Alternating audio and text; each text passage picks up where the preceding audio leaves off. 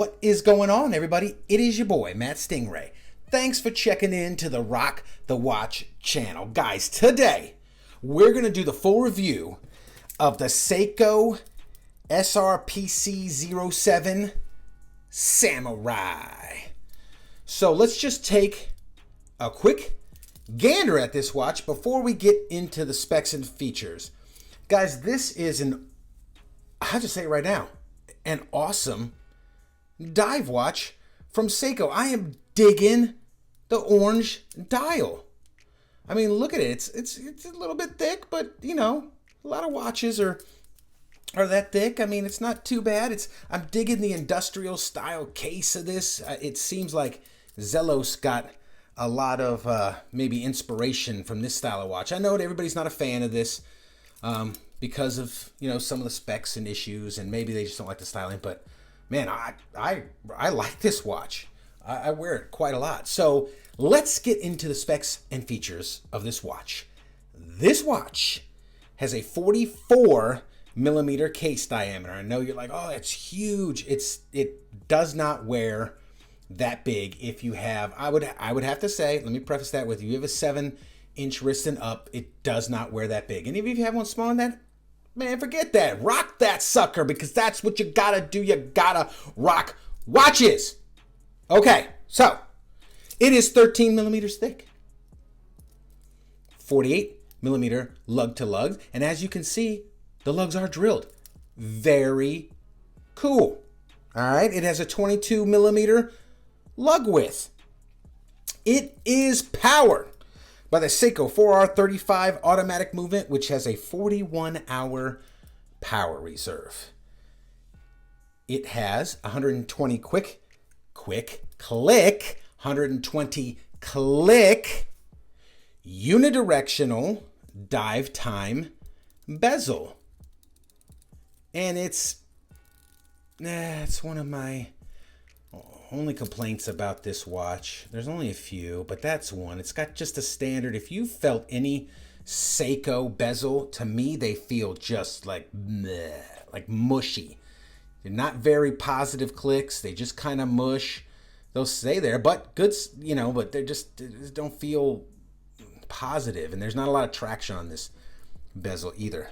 However, on the good side, I did get a good one, because look, it does line up perfectly. Bezel, chapter ring, or rehot, whatever you want to call that, and the 12 o'clock indice all line up perfectly. Awesome. It has, I believe, I've been looking all over the place.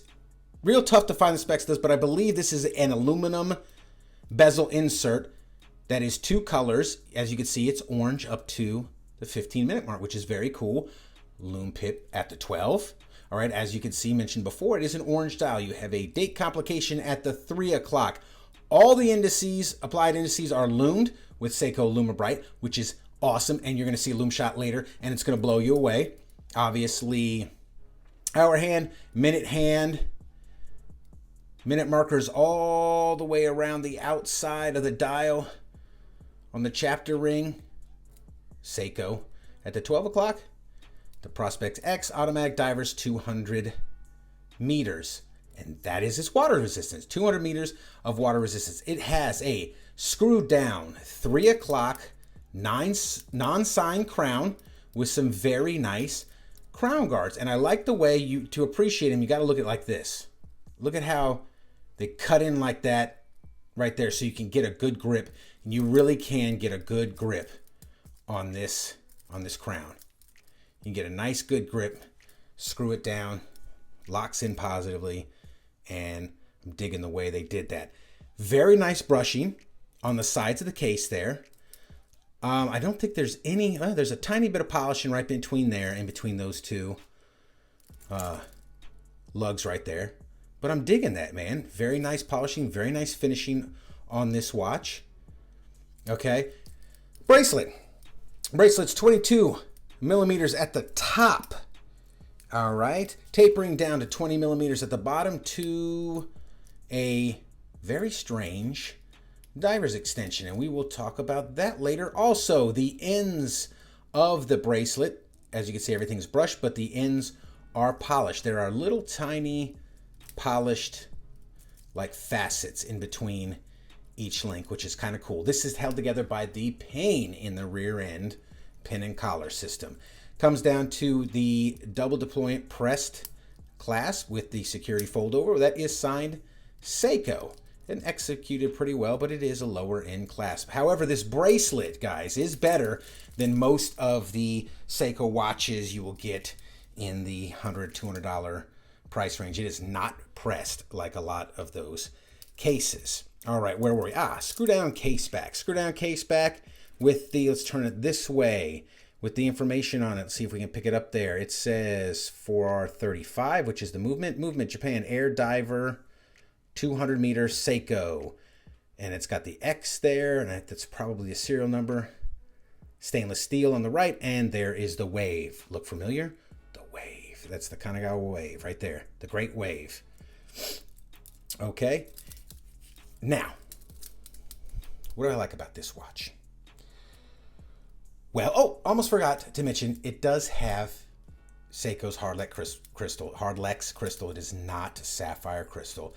However, it's inset a little bit where you probably won't scratch the heck out of it like you might if it was domed up like that. Okay, so what do I like about this watch? Well, I like the build quality. It's very nice. Movement's pretty good. It's not bad. It's better than an AH35. I'm loving the colorway. I think this is a great looking watch, man. I dig it. It is awesome. The lume is amazing on here. And we're going to get a lume shot in a little bit. But it's amazing. Bracelet's better than normal. I mean, all in all, it's a really good watch, especially for what I paid for it. I paid $289 on Amazon, or $84, something right there. Under $290 for this on Amazon. And for me, worth all the money. I think it's great. So let's get a quick lume shot on this sucker and see how good this Seiko lume is. Let's see why it's some of the best in the business, why they are famous. Let's hit it with this UV light right quick. Why they are famous for their awesome lume. Get these lights out here. Yeah, there it is, man. Buddy. Hit it again right quick. Look at that. That's why they're praised for their lume, man. Look how bright that is. Some of the things I'm kind of perplexed about or kind of not digging all that much. Hardlex crystal. That's kind of a bummer. I mean, they could have used sapphire, but you know Seiko. The grip on this bezel is not the best. Kind of slippery, and the bezel's kind of the standard mushy Seiko bezel, although it does line up and it does stay. I've moved it a little bit, and it does stay there when you're supposed to. So those are positives, but it's still kind of mushy, and when your fingers are a little bit wet, it's kind of slippery. All right, diver's extension. I didn't mention it before. This bracelet has a diver's extension, and that's one thing it kind of gets hit on by a lot of people and a lot of YouTubers. It's kind of funky. It's kind of weird. It's kind of confusing on how to use the sucker. So what you do is, if you see, let me close the bracelet here. So when it's closed, it's actually right there on that end. So you would wear the watch like this, and there it is. So it's kind of goofy, okay? But what you do is, how you operate it is, you reach under here and you grab this, pop it down, okay? Unhook it and come out like this. All right, there you go. It's kind of funky. Put it back in, hook it in, snap it up. So a lot of people are kind of like, how do you even use this sucker? How does it work? Pull it down like that, clip it out, clip it back in, snap it up. Very cool. But it's kind of funky. So I can see, I'm not saying it's a negative, but it's kind of goofy. Press clasp, it's all right. It does have 4 micro adjusts right there. So that's very cool. All in all, this is a super cool watch. I dig it, and I think that's all that counts. Is if I enjoy it, then it's a great watch. But you might have questions, and you might have come to my video and said, hey, I wonder what it's like, and should I buy one? If it's under 300 bones, I say buy one. Over 300 bones, I don't know. I dig it a lot. I don't know that I would pay over 300 bones for this sucker. A lot of places got them for almost $400. When I saw 284, I jumped on it. That's a deal. I think it's worth that all day long.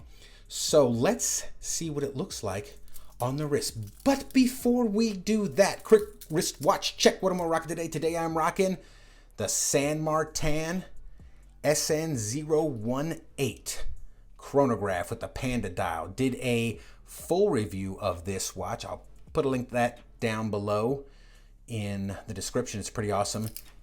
Digging that date right there. So let's get this sucker off and let's get this samurai on the wrist. Yeah, guys, so there it is. Looking very cool. Very manly and divery. Is that even a word? But there it is, man. So guys, if you like this type of content, please like and subscribe. Leave a comment down below.